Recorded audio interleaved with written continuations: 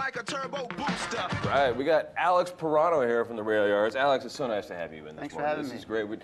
Adam Baca was talking about we try it stuff and things we can make Adam do. At the Railyards, you guys have all kinds of crazy fun That's stuff. right. You know, we have those high ceilings, so sometimes we need to hang stuff from the rafters.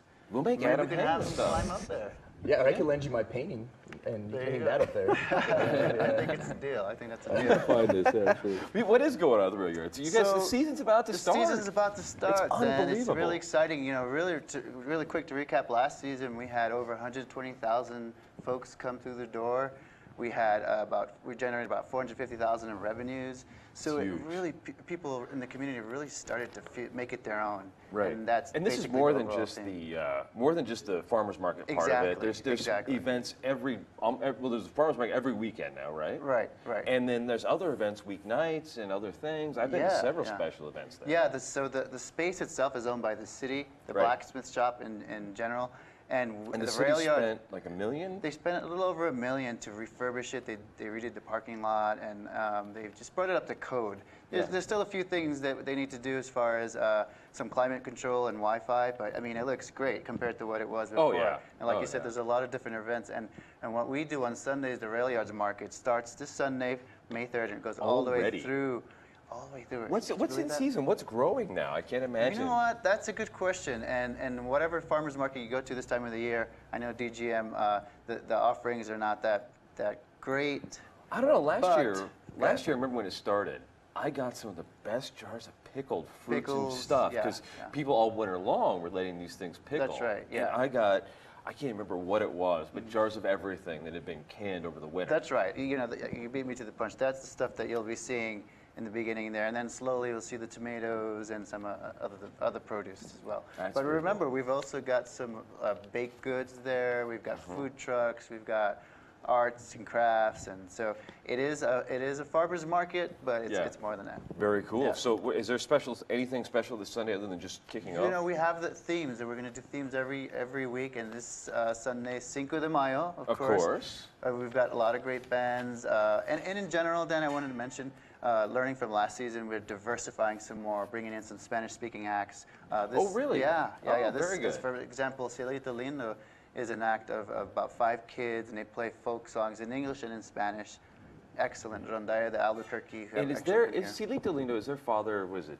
Juan. Juan, yeah, yes. Yeah. Oh, I have seen these guys before. And Juan's an old friend. Oh, okay. And they are, and of course I can't remember what band he's in right now, but he's in a great local band. Yeah. And he's been training, he's got 5 sons. He's got them all together. And nobody harmonizes like brothers. Yeah. You know, and it's the most fun thing ever to see these kids sing, and they sing some pretty dirty Spanish songs for 8-year-olds. Yeah, talented guys, all the way across the board. You know, one thing really quick, Dan, that's new is we're accepting WIC and SNAP benefits. So again, reaching out to the community. Other farmers markets have been able to do that. That's this was the thing that now, you know, because the WIC and the SNAP benefits are designed for foods that you can actually prepare at your own home. That's right. And you know, it's always the tradition has been you go to Smith's and buy whatever's market is that. But now you're able to actually go to the farmer's market, and that means you guys have been set up with the Fancy Pants credit card swipe. Fancy Pants, we will accept it, and there's this double up food bucks portion of SNAP where you go in and because for fresh produce it means more. That's right. Basically double your bucks, up to $40 in Which value. is pretty. That's awesome. It is. That is great. really awesome. Yeah. And then for those of us who aren't using the benefits, that also means that the credit card machine will take our credit cards too. Yeah. Well, so it's not an all cash market like some of the others. We have our. Remember, I think you remember from last year. We have our tokens, our currency. Oh, that's right. Too. That's right. We get those tokens to keep. A lot of them people kept them as souvenirs. Thanks to Jared Tartable over at Levitated, they sponsored us with They're making the little punch-out little coupons. Those are really cool. Really pretty, Yeah, that's very cool. Well, you guys went through a little bit of a tough time last year. At the end of last year, I know the Railyard markets was, the city had decided to kind of scale back the market and basically expand the use of the blacksmith shop. Right. But really, the community spoke out and said, "No, don't ruin the Railyards, right?" Take us back to that. What happened? Yeah, so we had an agreement, and I do want to emphasize the city. They're partners with us. Great. They sponsored us to the tune of $30,000 last year. But we did have an agreement where we were going to go every week, and I think somewhere that all got lost in translation, and they wanted to do every other week. And also they wanted to raise the rent. The main thing was, though, for us was the consistency. As you were talking about, farmers, vendors, they rely on the market to be there every week, so folks can come and say, I'm gonna actually buy my produce here. Right. So that was especially if you're using SNAP benefits and things like that. Exactly. If that is your fresh produce destination outlet for the week, you really need that. Yeah. So both ways, from the community and from the vendors. So at the city council meeting and some other meetings, we had an outpouring of vendors and the community. But we were able to work with the city and we were able to compromise. And now we're there every Sunday except for the two Sundays, fifth Sundays of May and August. So just say every Sunday except for those months that have five Sundays. Thank you. Yes. Yeah. Easier for him to say. So just because I don't think there are a lot of people who haven't been to the market yet. Right. It's big, and the actual market itself is like 1 million square feet or something. Right. Inside this giant renovated blacksmith shop, but how many vendors do you actually have? Yeah. That's another. And what are they? It's more than just, and it is more than just food too. That's right. So we have arts and crafts. Last year we had 65 vendors per Sunday. This year we've expanded it to 100. Oh, and so that's huge. we're fitting some more folks in. I knew it was big. I didn't know you could fit 100 people. Yeah, 100 vendors in there. So in some of the cases, we shortened the booth space we have. This way, we can have vendors in who might not have an opportunity. Right. We're also rotating vendors to keep it dynamic keep and it fresh. exciting. Yeah, I think it's on a 6-week rotation.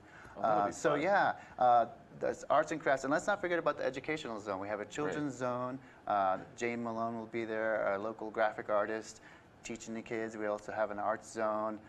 So we have those educational opportunities there as well. Very cool. Yeah. So what does it take for somebody like Adam Baca here, if he wants to get his painting in, and if he wants to start selling his locally made blooming gardens? Blooming garden, yeah. Well, yes. Just the one. I'll sit there and sell the one. Dan, on the other side of the opening of the building, there's this little crawl space you might be able to slip through the night before. The night before. Okay, cool. And you just go in through the HVAC system. I'll just be set up crawl already, in, everyone gets there. and then just get stuck in there, and we can work with that. We can work with that. Okay. Yeah. No, and let's not forget it's free to come in and enjoy everything, and we got food trucks outside, inside.